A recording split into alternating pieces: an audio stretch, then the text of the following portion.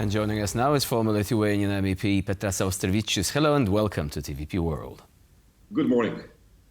So this bilateral visit, what would be your general expectations, especially in the light of the shifting geopolitical landscape? And I'm referring to, in particular, by a degree of uncertainty brought about by the looming prospect of a Trump presidency.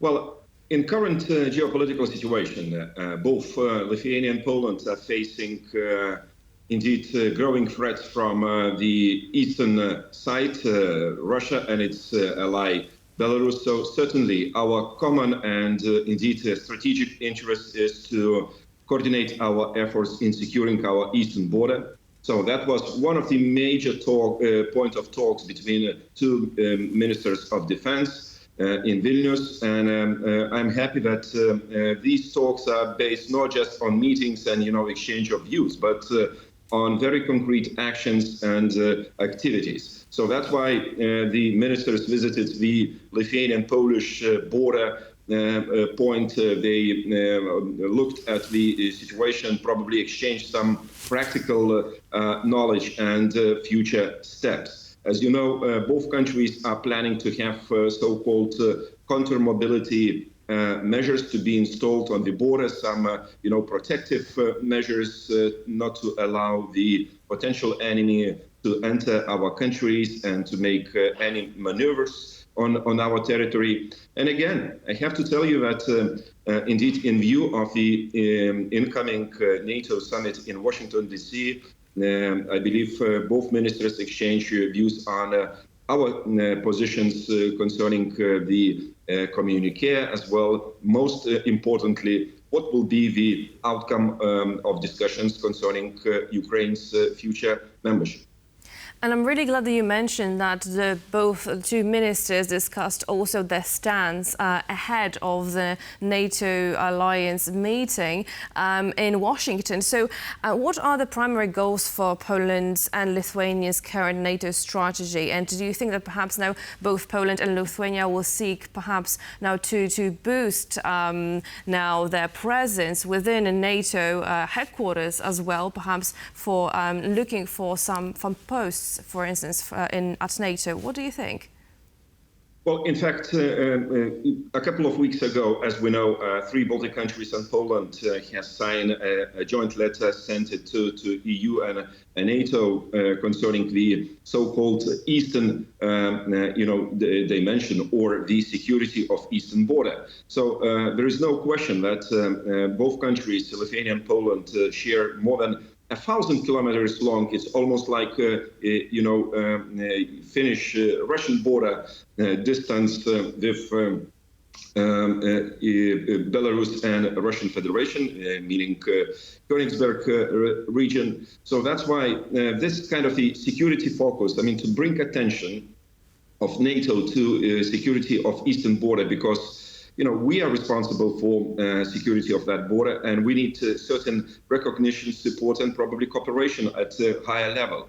And again, I think the NATO's point of view on future of relationship and membership with Ukraine, because in Ukraine now the kind of future of Europe and even a transatlantic security situation is to be decided. So that's why for us it's at most important that NATO remains involved, remains as a great supporter for Ukraine in all kind of issues, starting from ammunition to training to providing, intelligence sources. So that's why the incoming NATO summit in Washington is at most important, and it's a part of reality of security situation in our countries.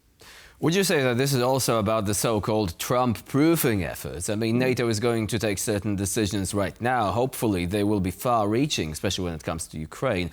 But there are also fears that later on a possible Trump administration might try to pressure European countries, especially those that fall beneath the 2% GDP threshold, to spend more, which in itself is not a problem, but it might actually leave Central and Eastern European countries forced, if not to fend for themselves, then at least to form a united diplomatic front to maintain NATO's presence in the area at the level at which it is today, at least, or possibly even higher.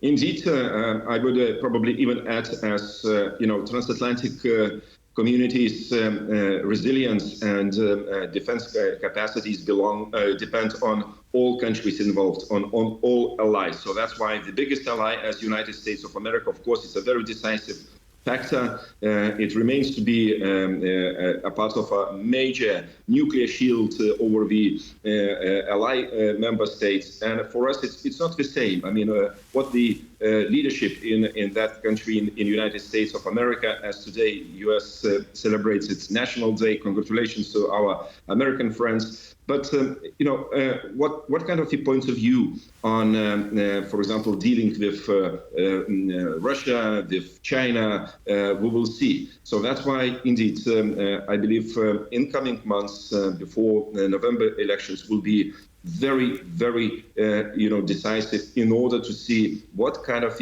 decisions we might see in Europe, on transatlantic area, and in particular in our region.